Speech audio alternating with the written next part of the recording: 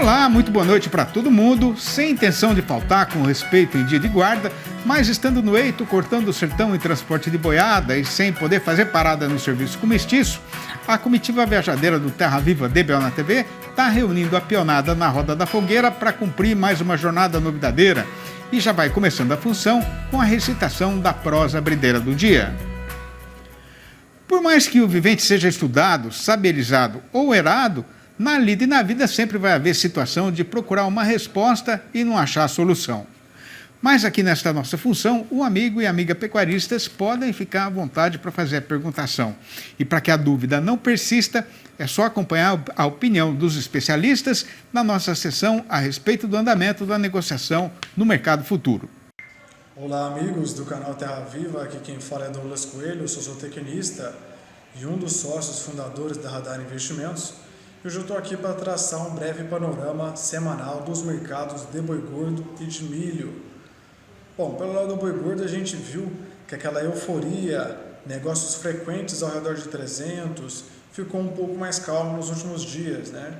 Nesse sentido a gente tem visto que boa parte das indústrias paulistas, dos frigoríficos de São Paulo, tem feito ofertas de compra entre 285 e 290, né? O que faz sair negócio mais próximo na casa de 290, 292 aqui em São Paulo. A fome da China por matéria-prima continua grande e a indústria também quer aproveitar essa janela, então tem alongado as programações de abate para aproximadamente para os dias 17 e 20 de abril na maioria dos casos. Bom, pelo lado do milho, após semanas consecutivas de queda, a gente vê que o produtor está um pouco mais recuado. Ele viu os preços caírem de uma maneira rápida e forte, né? Então a gente está vendo negócios no mercado físico um pouco mais travados na região de Campinas em relação aos dias anteriores, né? Outro ponto que a gente está bem atento são as variações do dólar nessa reta final de colheita da soja e também da colheita do milho verão. Bom pessoal, essa é a mensagem que eu gostaria de passar para vocês. Um forte abraço, contem com todo o time da Radar Investimentos. Até mais! E com a boiada ganhando chão na estrada e levantando poeirão, a gente vai dando seguimento na função, fazendo a apresentação do resultado do levantamento feito a respeito da situação no mercado dos insumos mais usados pelo fazendeiro brasileiro. Olá pessoal, olá a todos que nos acompanham. Eu sou Pedro Gonçalves, engenheiro agrônomo e analista de mercado aqui na Scott Consultoria. Venho aqui trazer para vocês um pouco desse panorama geral, né? O que a gente está vendo para a bovinocultura de corte aqui no Brasil. Bom, segundo a Scott Consultoria, nessas últimas semanas nós vimos aí um incremento bastante significativo para a arroba do boi gordo, com ganhos até de R$10 por arroba aqui na Praça Pecuária de São Paulo, com as negociações por volta de R$285 por arroba até R$290 por arroba, a depender aí da negociação com o produtor, com a ponta frigorífica, né? Isso para o mercado interno, os bovinos destinados ao mercado interno, normalmente aí o bovino mais zerado, acima dos 36 meses. E pegando aí para o boi China, todo esse incremento aconteceu muito por causa da volta, né, da China às compras, esse encerramento do alto embargo por parte do governo brasileiro com o governo chinês por causa do caso de EEB atípico confirmado em uma fazenda no Pará, trouxe aí negociações para o boi China de R$300 por arroba, mas nós já detectamos algumas unidades oferecendo até R$305 e R$310 por arroba, a depender também do cliente, da questão de logística, transporte. E para essa semana aqui que a gente está esperando, ontem já viemos em um período de estabilidade, onde para a semana anterior a ponta frigorífica acabou ofertando a mais, conseguiu fechar aí suas escalas um pouco mais alongadas e com essa demanda um pouco patinando ainda no mercado interno, o consumo de carne vem embaixo para o período, a gente vem detectando aí que para esse ano o consumo está ainda em baixa, não se recuperou do que veio da pré-pandemia, mas engatinha para isso, só que ainda uma demanda bastante fraca, então a ponta frigorífica consegue escalar seus bovinos, né, já comprados de uma forma bastante confortável para diminuir essa necessidade de compra. Então talvez essa semana seja uma semana um pouco mais de estabilidade, uma tendência de estabilidade e até com um pouco de negócios mais travados. Muito porque o pecuarista ainda aproveita a boa situação das chuvas aqui para o estado e também para algumas regiões do Brasil, que consegue segurar o seu bovino na espera, né, de melhores preços aí para esse primeiro momento, né? Bom, era isso que eu tinha para trazer a todos vocês. Forte abraço, muito obrigado e até a próxima. A primeira terça parte da nossa jornada será completada ali na Baixada da Gameleira, onde a gente combinou de fazer uma parada ligeira para descansar a boiada. Mas o Terra Viva DBO na TV volta dentro de 1 minuto e mais um pedacinho para dar continuação nesta lida marchadeira e na nossa função novidadeira. Aguarde! Do tanto de assombração e consumição que tem nesse mundão do sertão para tirar o sono dos companheiros e companheiras boiadeiros e prejudicar a saúde dos animais, uma das mais perigosas é a brucelose, que continua sendo uma das principais causas de abortos e de problemas de reprodução no rebanho brasileiro. E sem ter a pretensão de ensinar o Padre Nosso para o vigário, a gente pede licença para fazer aqui a recordação de que existe uma vacina que funciona perfeitamente na prevenção da doença, sendo até que o fazendeiro é obrigado a aplicar a injeção no seu gado. Pois então, para esticar uma prosa a respeito de como é que isso deve ser feito e de qual é o calendário da imunização, a gente recebeu aqui no nosso rancho virtual a visita internética do médico veterinário Rodrigo de Souza Ferreira, gerente do Programa Estadual de Controle e Erradicação da Brucelose e Tuberculose Animal, da Secretaria de Agricultura de São Paulo. E tendo em vista a importância do assunto, a nossa produção achou importante reapresentar agora esta entrevista. Confira. Boa noite, Rodrigo. Obrigado pela sua disposição para atender a gente. Seja muito bem-vindo e fique à vontade que a casa aqui é sua, viu? Boa noite, Cid. É um prazer estar aqui. A gente está à disposição para qualquer situação, qualquer necessidade. Muito obrigado pela oportunidade. O prazer é nosso. Ô, Rodrigo, o que é a brucelose e o que acontece com os animais que são atacados por essa doença? A brucelose é uma doença causada por uma bactéria, né, que chama brucela, e ela causa, nas fêmeas, causa aborto no terço final da gestação, e nos machos causa orquite, a inflamação dos testículos. A gente tem uma ideia, Rodrigo, do tamanho do prejuízo provocado por essa doença nas fazendas de leite de corte? Isso, a estimativa é que cerca de 20% da produção é perdida, na produção de leite ou de carne, é perdida por causa da brucelose. 20% é um número considerável, né? Agora, Rodrigo, como é que os animais pegam a brucelose? A brucelose, a transmissão pelos animais, principalmente via placenta. A vaca, ou ao abortar, ou nos próximos partos, que normalmente ela não aborta, é só nas primeiras vezes que acontece o aborto, ela elimina essa bactéria na placenta. E as outras vacas têm costume de ingerir essa placenta ou contamina a pastagem ou a água e com isso outras vacas, outras fêmeas, né, ingerem essa pastagem ou água contaminada e adquirem essa doença. Além dessa forma que você está falando, o contato direto entre um animal contaminado e um animal sadio pode também transmitir a doença? Normalmente não, normalmente é só por via oral mesmo. Através da ingestão da bactéria na placenta ou na água e pastagem contaminada. Rodrigo, agora uma questão muito delicada, né? É o seguinte, a brucelose do gado pode contaminar também as pessoas que têm contato com esse gado? Isso, pode contaminar a pessoa, né? A pessoa pode adquirir a brucelose, por exemplo, na ingestão de leite cru e derivados, como queijo, iogurte, e também no consumo de carne crua ou mal passada. E além do contato direto, por exemplo, auxiliar no parto, ter o contato com o animal, pode transmitir essa doença para o ser humano, sim. Como é que o fazendeiro faz para saber se ele tem algum animal com brucelose no seu rebanho? Isso, ele tem que chamar um veterinário que é habilitado, ele é habilitado pelo Ministério da Agricultura, que é responsável pela realização do diagnóstico, do teste de brucelose, para verificar se os seus animais estão sadios ou se estão doentes. Isso é feito por um veterinário. A doença não tem sintomas visíveis, assim, além dessa questão do aborto das vacas. Isso, normalmente os sintomas são esse aborto, mas acontece o aborto só nos primeiros partos, né? Então, depois, com o avançar da doença, a vaca pare normal, e então, por isso, o diagnóstico tem que ser feito através de um veterinário, através desse teste de brucelose. Agora, Rodrigo, o que é que o fazendeiro deve fazer se aparecer algum caso de brucelose na sua boiada?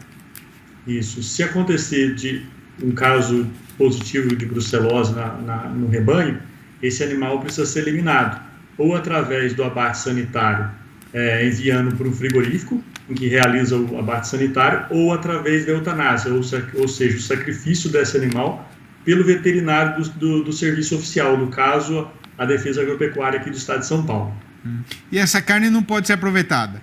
No abatedouro, se não tiver lesão macroscópica, a carne pode ser aproveitada, mas algumas partes do corpo, como por exemplo glândulas mamárias e trato reprodutivo, precisam ser eliminados.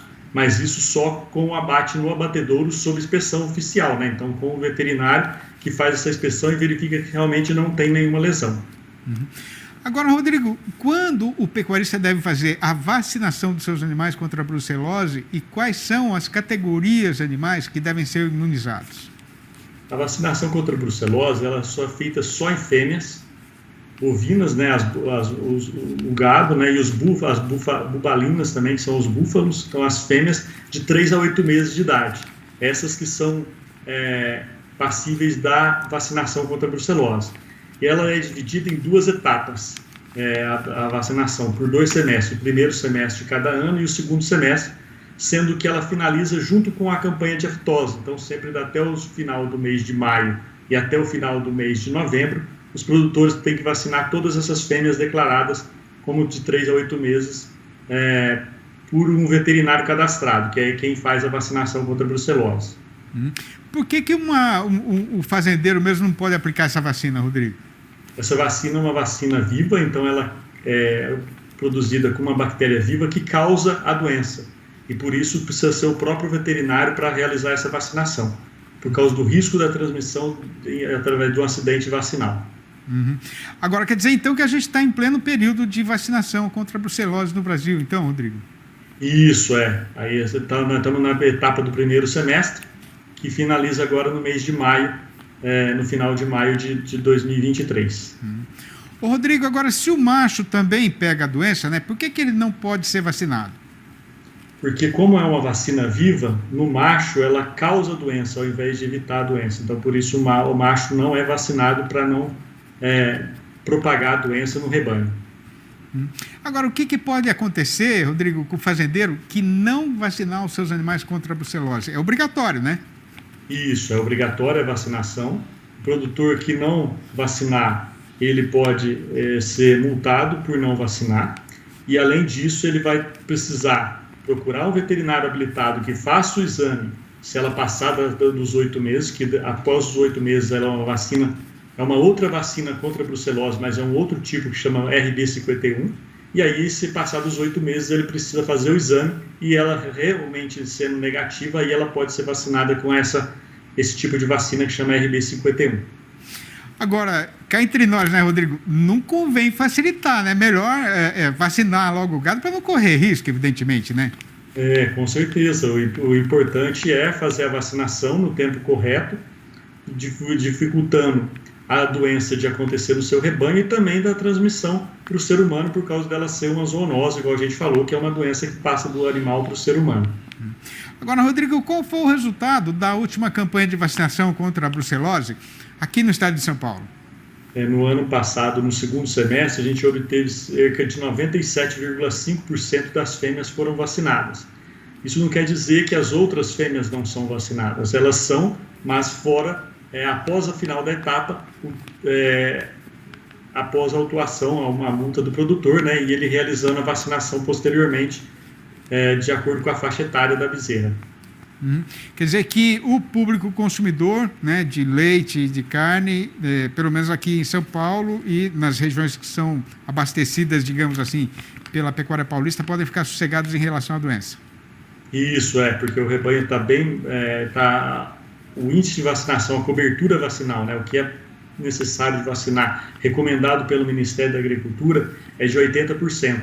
Então a gente conseguiu ultrapassar um valor bem considerável, garantindo a saúde dos animais, né, a evitar a disseminação, a propagação dessa doença e também a transmissão para o ser humano. Muito bom.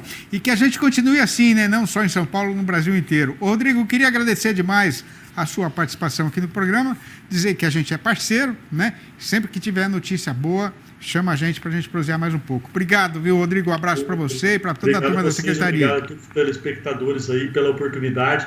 Foi uma satisfação participar do programa e passar essas orientações, essas novidades aí para os produtores, para que a doença seja controlada e erradicada, uma hora seja exterminada do estado de São Paulo. Esse é o nosso objetivo, que ela seja zerada, que ela não aconteça mais no estado. Esse é o objetivo da Defesa Agropecuária do estado de São Paulo. Muito obrigado, Cílio. Obrigado e um abraço. Não sendo a primeira vez que a gente passa nessa estrada e tendo a boiada já percorrido 6 léguas do roteiro estabelecido, a primeira pernada da jornada já está vencida e a hora agora é de fazer uma parada ligeira para recomeçar ali da marchadeira em instantes. Aguarde. Não é de hoje nem de ontem que os companheiros e companheiras produtores de leite estão padecendo debaixo do forte aumento do seu custo de produção e do encurtamento da lucratividade da atividade. E o resultado é que, nestes anos recentemente passados, teve muito fazendeiro por este chão do sertão brasileiro que foi obrigado a vender o gado e procurar outra lida para ganhar a vida. Pois então, a questão é saber o que é que a amiga fazendeira tem de fazer para não perder a jardineira que vai levar o setor leiteiro daqui para o futuro no trieiro seguro. E quem foi campear a solução para essa trapeira é a repórter Regina Dourado. Boa noite, Regina. Oi, Sidney. Boa noite para você, boa noite para todos que nos acompanham no Terra Viva DBO na TV. E, Sidney, como você e muitos têm acompanhado aí, ao longo dos anos, muitos amigos pecuaristas têm deixado a atividade. Recentemente, isso tem aumentado um pouco mais. E aí o assunto chamou a atenção e eu resolvi convidar aí o Laerte Cassoli, ele que é agrônomo e CEO da Rumina, para a gente conversar mais um pouquinho e entender esse movimento. Laerte, seja bem-vindo aqui ao Terra Viva DBO na TV. Como vocês têm enxergado, têm visualizado aí esse movimento? Bom, primeiro, boa noite a todos, obrigado pelo convite para a gente estar aqui batendo esse papo. De fato, esse é um movimento que já vem acontecendo há alguns anos. Nos últimos, isso de forma mais intensa, né? Então, se a gente pega, por exemplo, o estado do Rio Grande do Sul, teve um decréscimo grande, considerável no número de produtores.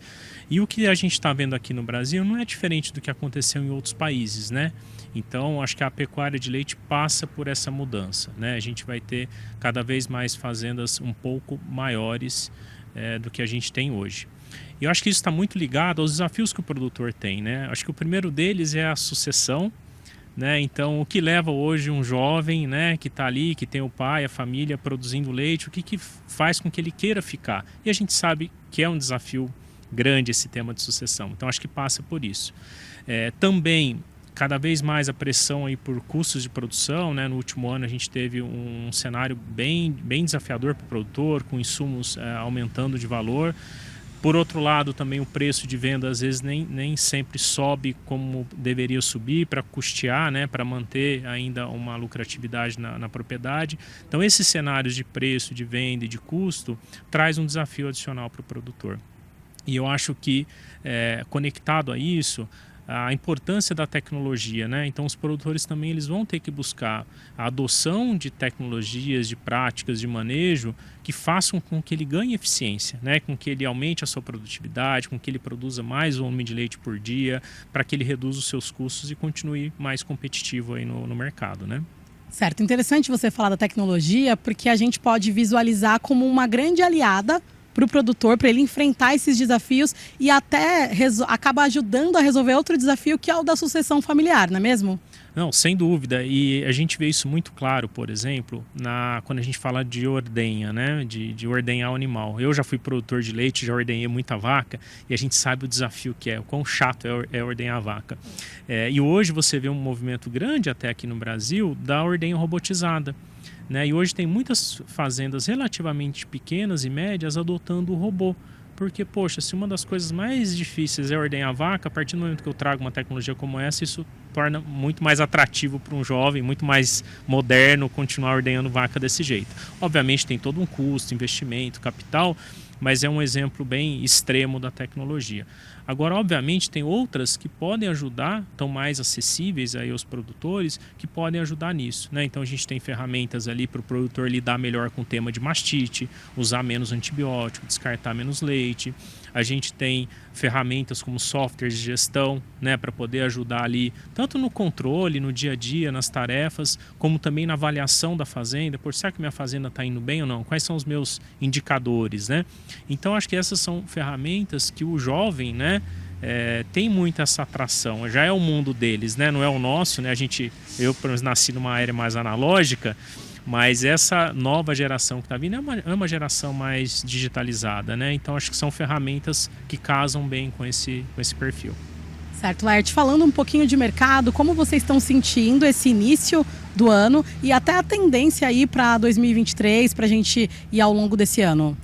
A gente percebeu uma desaceleração no final do ano passado por todas as questões econômicas e políticas, mas isso acho que já passou. Então, do nosso lado, né, a Rumo é uma empresa que trabalha com tecnologia, então a gente percebe uma aceleração nesse sentido. Também um envolvimento grande dos laticínios e cooperativas. A gente entende que eles têm um papel importante de ajudar a fomentar, ajudar os produtores nessa caminhada, né? Porque às vezes sozinho o produtor fazer esse movimento de transformação é um desafio. E o laticínio e a cooperativa tem um papel importante nisso. Então a gente vem desenvolvendo vários projetos com laticínios e cooperativas para levar essa tecnologia aos produtores em grande massa, né? Não adianta a gente ter tecnologia para meia dúzia de produtores. A gente tem que realmente democratizar e tentar impactar o maior número de produtores possível. Certo, Laerte. Um outro ponto também interessante é de que forma toda essa tecnologia também auxilia o produtor na agenda de sustentabilidade que tem sido falado muito nos últimos tempos. Não, isso também é muito interessante. Esse é um outro tema que a gente tem que se preocupar. Então a gente, do mesmo jeito que a gente tem que se preocupar com a vaca ali, de ordenhar a vaca bem, a gente tem que se preocupar em quem está consumindo o nosso produto, né, que é o consumidor. Então o consumidor vem puxando muito essa agenda, né? O consumidor e também, principalmente consumidores mais jovens, de onde vem esse leite, como que ele é produzido, como que o produtor se preocupa com a questão ambiental, o laticínio também. Então essa é um caminho sem volta, o consumidor vai pedir isso para a gente. E a partir do momento que também a gente vai adotando essas ferramentas, né, de controle, de gestão, isso conversa muito com o tema de sustentabilidade, é inevitável, né? Essas duas coisas têm que andar juntas. Certo, Laerte. Interessante você falar da qualidade do leite, porque tem tido uma legislação muito mais rígida para o produtor em relação à qualidade, em relação ao que tem sido entregue para o consumidor. Como que vocês estão enxergando esse cenário? Esse é um movimento que eu acho que é muito importante para o desenvolvimento da cadeia. Acho que é um movimento que o Ministério da Agricultura já iniciou desde os anos 2000. Né? Então foram ali as primeiras normas, legislações, isso ganhou muita força e eu acho que isso é necessário para a gente evoluir como setor.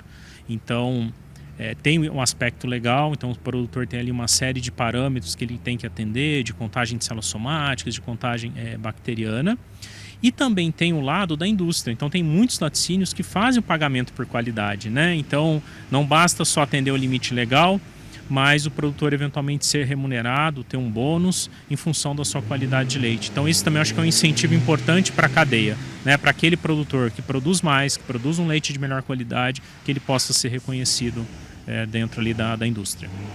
Certo, Laerte. Quero agradecer demais aqui a sua participação, os esclarecimentos e as dicas até para o produtor, para o pecuarista que está acompanhando a gente. Eu que agradeço, obrigado pelo convite.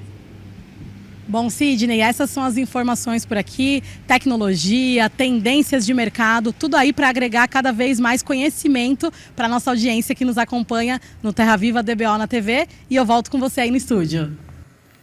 E hoje, por motivo de ser feriado, o mercado do boi gordo ficou parado no Brasil inteiro, de modo então que a gente vai ficar devendo o noticiário e o comentário a respeito das cotações da arroba e do andamento da negociação no nosso comércio boiadeiro.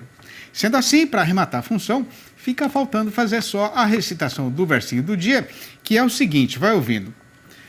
Quando for para descansar dali da boiadeira, o que eu quero para a parte derradeira da minha vida é morar na ribeira de um rio grande, num lugar alto, de onde eu possa enxergar longe, para ver o sol se descambando por detrás da morraria e nascendo de novo no outro dia, mudando de lado. E no tempo carecido para ele cumprir a jornada começada no leste e destinada a terminar no oeste, eu não quero fazer mais nada a não ser pensar e relembrar o quanto eu fui feliz correndo o chão do sertão do meu país. E depois de encher mais um caderno com essas prosinhas recitadas aqui para encerrar a nossa jornada diária, a gente pegou tudo, dividiu por assunto, mandou pôr uns desenhos junto e saiu o meu livro mais recente, batizado de Versinhos de Caipira, inteirou os 4, que já correu meio mundo no chão do sertão profundo, levado pela mão dos companheiros e companheiras, boiadeiros ou não. Não tem para vender nas livrarias, e se o amigo e amiga que estão aí na frente da televisão quiserem saber como fazer para comprar um exemplar, é só ligar diretamente para mim, no meu telefone particular, que é o número 11 98224 1807. 11 98224 1807. Ou mandar um e-mail para sidneymastico@uol.com.br ou ainda procurar meu nome lá no Facebook. E estando chegada, então, a hora de pegar de novo a estrada e ir embora, a gente agradece de coração a atenção que a nós foi dispensada e anuncia a despedida, deixando já prometida a volta do Terra Viva DBO na TV para segunda-feira, às 6h30 da manhã e às 7h25 da noite. Um abraço, um bom fim de feriado, um excelente final de semana para todo mundo e até lá então.